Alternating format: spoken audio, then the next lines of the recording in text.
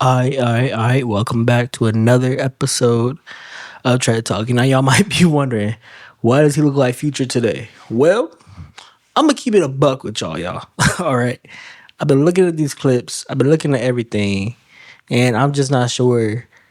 Like, it be looking washed out, be looking like whatever. So, while I figure out lighting and everything else like that, we're gonna just deal with the whole Future look, okay? Um, but needless to say, let's get into it. This episode is brought to you by Alki. I'm gonna go ahead and pop this one open. This is a sports edition Alki. Um, if y'all listen to the previous podcast, y'all know how important sponsorships are to me. But I also have to make one thing very clear moving forward. Any sponsors, and Alki is great because it's like you gotta kind of, what I'm saying, know who you're dealing with on both sides. Know who the brand is, and also the brand has to know who that person is that they're giving a sponsorship to. You feel me? So I feel um, like Mr. Alki, you thank you for the sponsorship, but hope you know I'm all about mental health and everything and inspiration. I do support that cause on a serious note. But as far as this podcast, we are gonna have some wild topics, and I hope he's prepared for that. But anyways, let's go ahead and get into it. I feel like, right? Let's go ahead and drink this real quick. Refreshing as always. All right, look. I feel like I've been listening to like a lot of music lately, doing a lot of research lately, and I'm on the same boat that we need to just go ahead and free R. Kelly.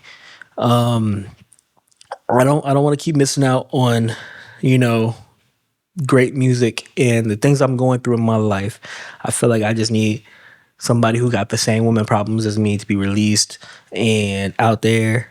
Um, as for what he did, I mean, what did the Boondocks say? Did he say Riley said something like, if I whip it out and I start peeing, are you A, gonna sit there and ask for more, or B, run?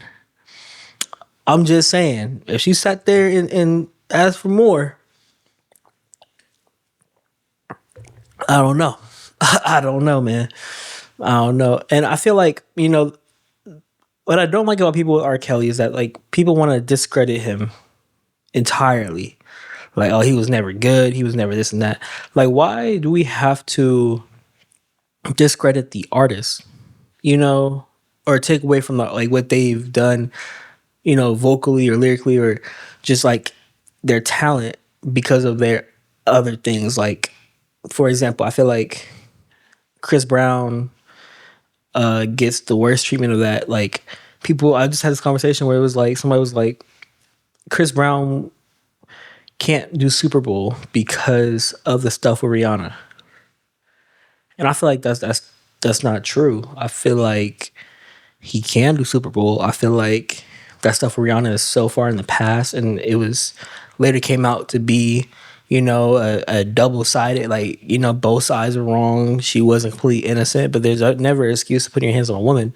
But at the same time, he's young, dumb, have money. She's young, dumb. Like, you know what I'm saying? Like, never is no excuse. But I'm just saying, what he's done in his career since then has been nothing but greatness. Like, and I feel like people hold that against him. That's not fair, But then on the other side of this conversation, I do feel like everybody is saying all this about R. Kelly, even Diddy.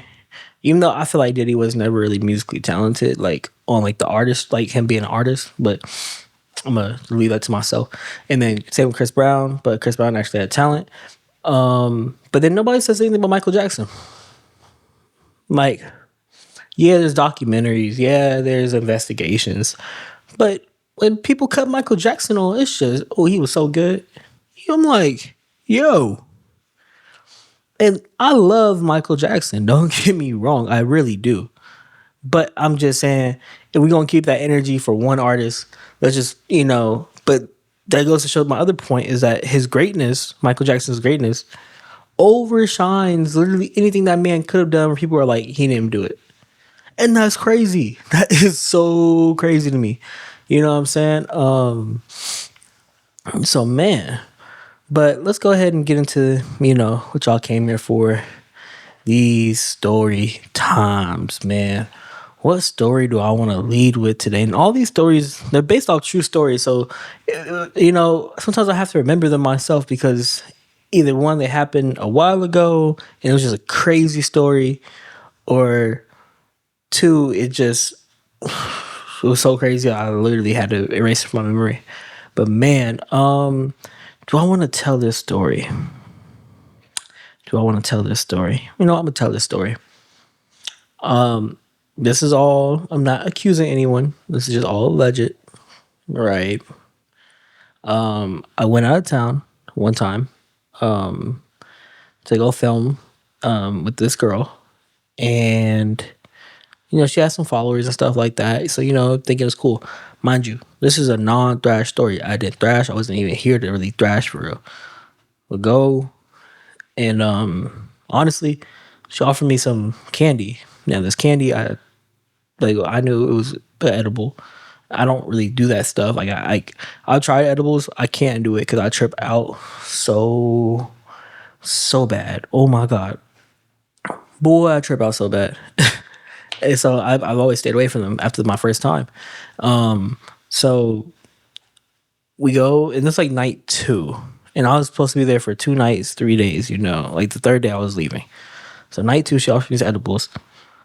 Dude, I trip all the way out. I was hallucinating. I was doing, it was crazy to me. You know what I'm saying? But and I'm not sure how long it lasted, because I'm gonna say it lasted all night because I was up all night. I know I was tripping. But when I woke up, I couldn't find none of my jewelry. And I didn't even say anything, but all my jewelry was gone. I had some cash that was gone.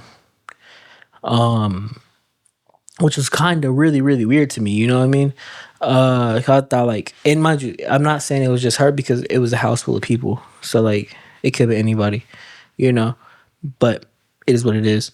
But I was so messed up in the fact that because they were all leaving the house, I had to leave the house too. So I ended up driving to a nearby motel, literally.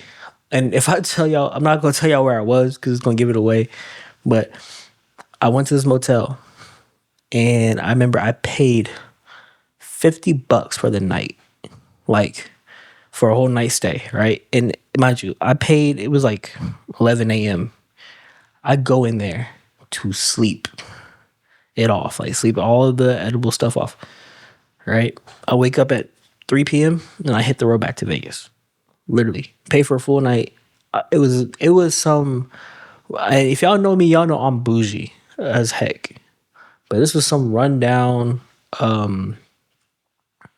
motel. You know what I'm saying? I was like, I'm not staying.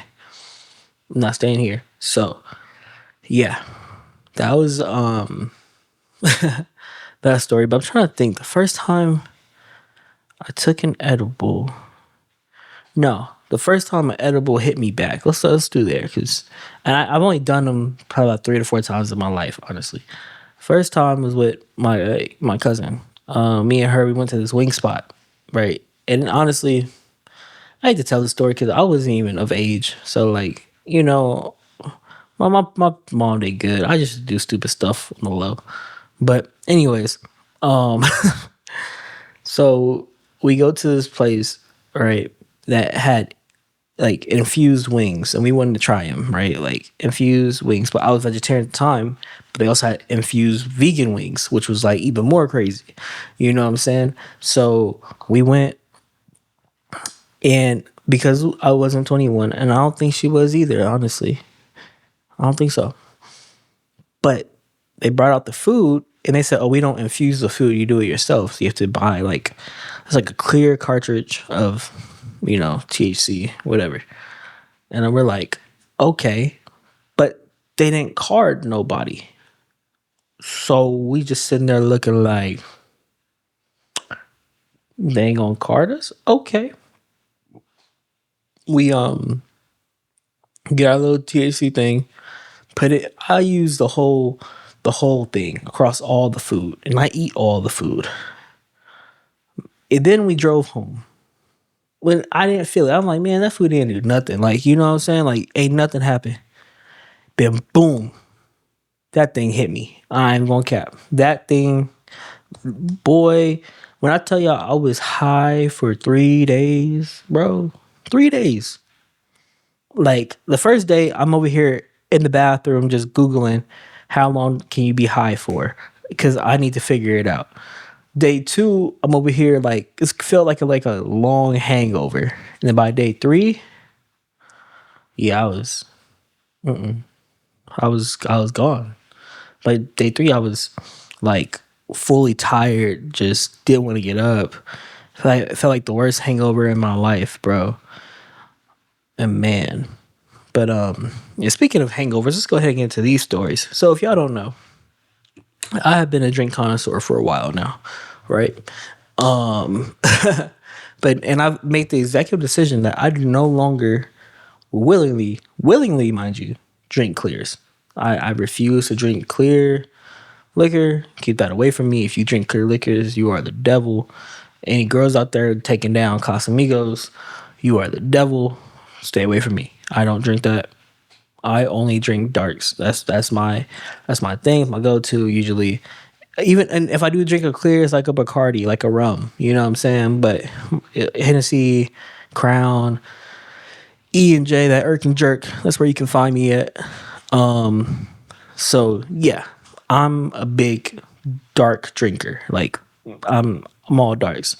But when I was a teenager, I didn't necessarily know to be drinking, like what to drink. So I used to get lit off of Malibu, which honestly, looking back, I don't think it did too much. But with people I used to drink with, they're all a little bit on the wider side.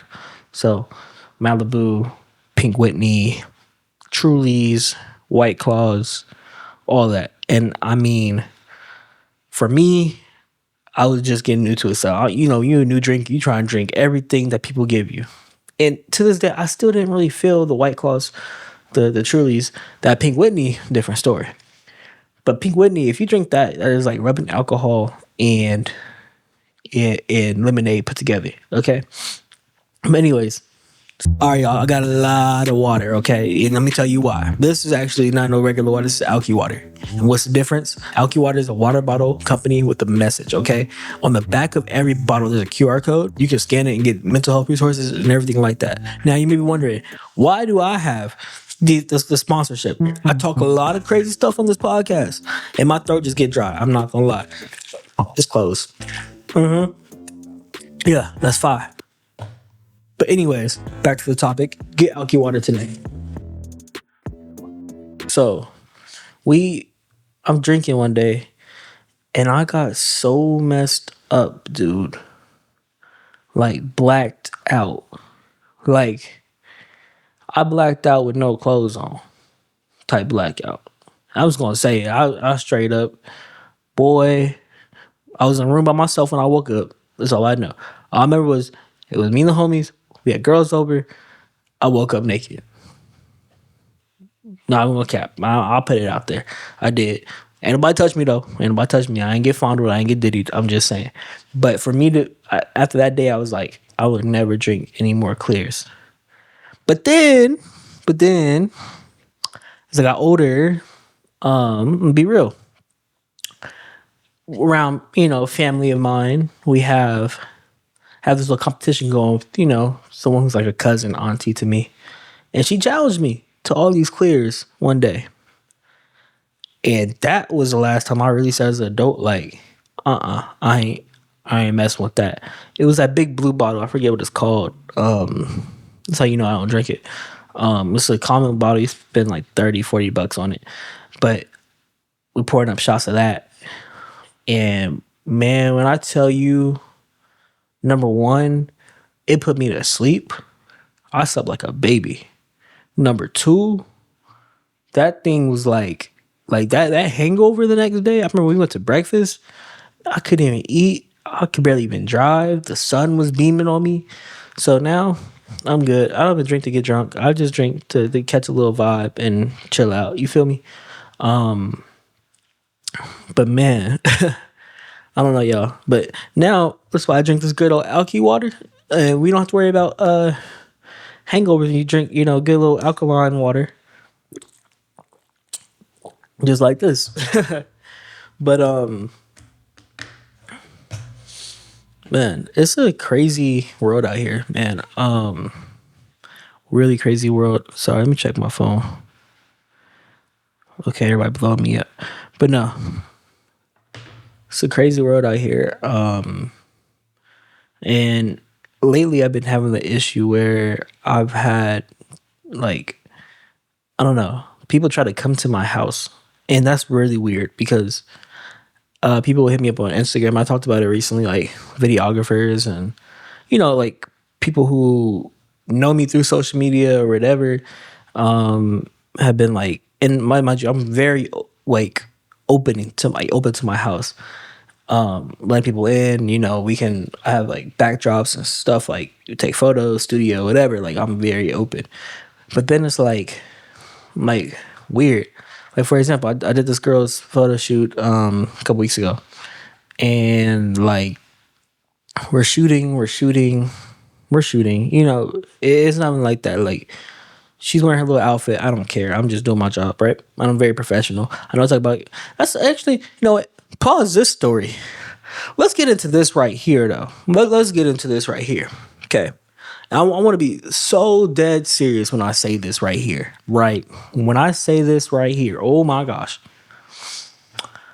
When you are a photographer or a videographer or whatever, right? You don't ever, ever want to be like known as that creepy photographer, videographer. And don't use the camera to get women. Like that's not P to me at all. You feel me? And I know I personally talk a lot about my experiences, me thrashing, yada yada, but it ain't never came from a video shoot. You feel me? Or like a client, like a paying, like no. I firmly believe you charge women, they're gonna pay me to film or do their video or to do their photos, and that's it. I'm not trying to sleep with you. I don't want nothing. Like if you think your cat is worth more than money in my pocket, you are crazy. You crazy. And honestly, and I don't respect like the ones that like, it's one thing for like the girls to give it if that's what they on, but like the photographers who don't want to do their job just because they trying to crack and they be trying to make the whole experience awkward. Like I can't get down with that one. I can't get down with that one. There's a few people out here that all they do is post with their clients and women, and it's like that's cool, but then can I at least see your results? Like, bro, I don't know if you really, like shooting for real. Like I see you with 10,000 girls like in one little camera, and you ain't got no results of that. Why? Like, are you not sending them back to work, or what are you doing? So, but yeah. Anyway, so boom, back to the other story. Girl comes over, gets her photos done. Afterwards, I'm like, okay, you can go. She leaves, right? No problem. She texts me in the middle of the night, like 2 a.m, like, hey, I'm up. I'm coming over. And I'm like, why? Like, you're not getting no photos. She's like, no, I'm already in the area. Like, I'm on the way. And I'm mad. I'm sitting there confused. I think I called my friend, like, yo, what the heck is she doing? Right? And so she's literally outside my house, and I have the ring footage. She's outside my house, and I'm like, what do you want? And she's like, I just want to come chill. And when I told her, like, it's not that type of party, unfortunately, because you're a client, she took offense to that. And I don't know, like, I've been in the game for a minute. I don't really think too much of it, but it is kind of like, don't be pulling up to my house, please. Please don't pull up to my house. But yeah, let me see. Let me update y'all. What's new in my life before we get on out of here? Man, I am talking to someone. It's going pretty good. I'm not going to say too much on it. I'm very, very discreet. I'm open when it comes to like past stuff and stuff like that, but then when it comes to like current stuff, the problem is the past always trying to come mess up my present, and I don't like that. I don't like that at all. So I'm talking to someone that's gonna be very secretive, and yeah. And honestly, I got a question though. Now that I'm on this top, I'm on this topic. I want to know like, what is a talking stage? Because to me, a talking stage, when we start talking, right, you are now mine. And I'm not sure if that's backwards or traditional, but once we agree that we gonna have this type of communication back and forth, and we are seeing where it goes, I'm not talking to no one else. I'm not doing extra. And keyword, when we both agree, when we both be like, yo, I like you, you like me, let's see where this goes. Why are you still out here doing what you want to do? You feel me? Like, no, we're not doing that.